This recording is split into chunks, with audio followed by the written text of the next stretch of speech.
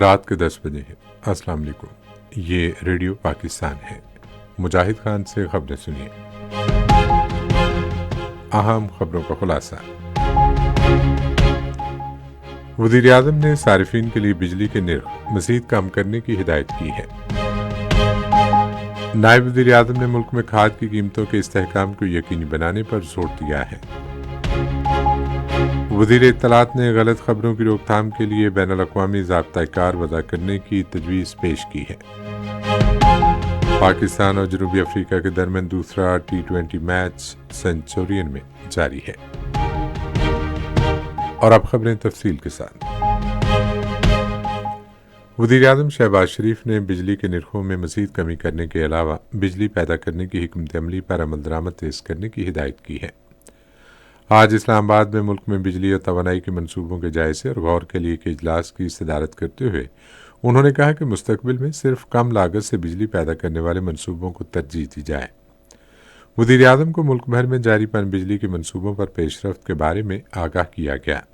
شہباز شریف نے کہا کہ پن بجلی کے منصوبے کم لاگت سے بجلی پیدا کرنے کا ذریعہ ہیں جن سے صارفین کو ماحول دوست اور سستی بجلی فراہم ہوتی ہے۔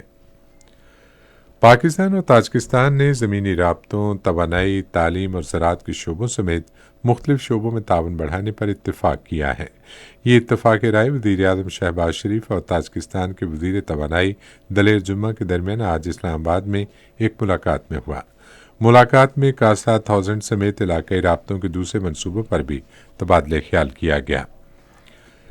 نائب وزیر اعظم سینیٹر اسحاق ڈار نے آج اسلام آباد میں کھاد کی قیمتوں میں استحکام یقینی بنانے کے لیے کابینہ کمیٹی کی صدارت کی۔ کمیٹی نے کھاد کی قیمتوں، اسٹاک اور مارکیٹ میں دستیابی کا جائزہ لیا اور کہا کہ کھاد کافی مقدار میں موجود ہے اور قیمتیں مستحکم ہیں۔ کمیٹی نے کھاد کی صنعت کے لیے گیس کی دستیابی کا بھی جائزہ لیا اور اسے تسلی بخش قرار دیا۔ منصوبہ بندی اور ترقی اور خصوصی اقدامات کے وزیر احسن اقبال نے سی پیک منصوبوں پر کام کرنے والے ملازمین کی اہم شراکت کو تسلیم کرنے کی اہمیت پر زور دیا ہے۔ وہ چینی سفارتخانے میں پاک چین اقتصادی راہداری پر کام کرنے والے عملے کو ان کی شاندار کارکردگی اور اس اقدام کی کامیابی میں کردار ادا کرنے پر ایوارڈز دینے کی تقریب سے خطاب کر رہے تھے۔ انہوں نے کہا کہ یہ تقریب سخت محنت، عزم اور تعاون کے جذبے کی عکاسی کرتی ہے جو پاکستان اور چین کے درمیان دو طرفہ تعاون کا مظہر ہے۔ وزیر اطلاعات و نشریات عطاء اللہ تارڑ نے غلط معلومات کی روک تھام کے لیے بین الاقوامی سطح پر ایک منظم لائحہ عمل وضع کرنے کی تجویز پیش کی ہے۔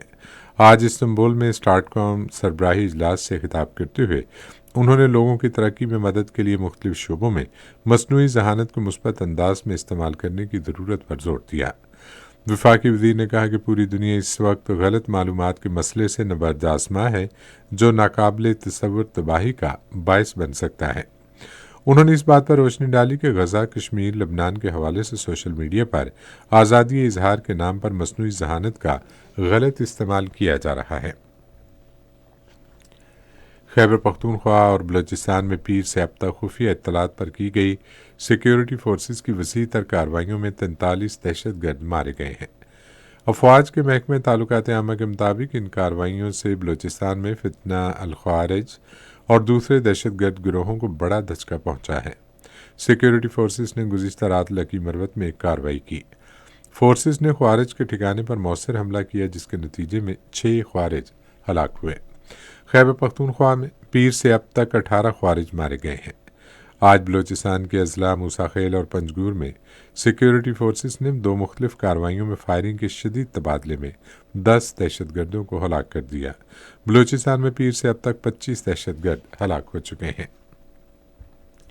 ادھر صدر آصف علی زرداری اور وزیر اعظم شہباز شریف نے خوارج کے مذموم مزاحم کو ناکام بنانے اور خفیہ اطلاعات کی بنیاد پر کامیاب کارروائیوں پر سیکیورٹی فورسز کو خراج تحسین پیش کیا ہے۔ کولمبو میں پاک بحریہ کے لیفٹیننٹ کمانڈر سید محمد ارسلان کو گریجویشن تقریب میں بہترین غیر ملکی نیول آفیسر کے لیے گولڈن آل ایوارڈ سے نوازا گیا۔ 15 ممالک کے زیر تربیت افسران میں سے بہترین غیر ملکی بحری افسر کا ایوارڈ حاصل کرنا پاکستان کی مسلح افواج کی بہترین تربیتی روایات کا منہ بولتا ثبوت ہے۔ اس موقع پر سری لنکا کے نائب وزیر دفاع میجر جنرل ریٹائرڈ پرونا جے سکیرا مہمان خصوصی تھے۔ اور سینچورین میں دوسرے T20 میچ میں پاکستان نے جنوبی افریقہ کے خلاف اب سے کچھ دیر پہلے تک 12.1 اوورز میں 112 رنز بنائے اور اس کے 2 کھلاڑی آؤٹ ہوئے تھے۔ اس سے پہلے پاکستان نے ٹاس جیت کر پہلے بیٹنگ کا فیصلہ کیا۔ جنوبی افریقہ کو سیریز میں 1-0 کی برتری حاصل ہے۔ اسی کے ساتھ خبریں ختم ہوئی۔ مزید خبروں اور تجزیوں کے لیے آئیے ہماری ویب سائٹ پر، پتہ ہے radio.gov.pk، اور فیس بک کے link radio Pakistan news official پر براہ راست ویڈیو سٹریمنگ بھی ملاحظہ کیجیے۔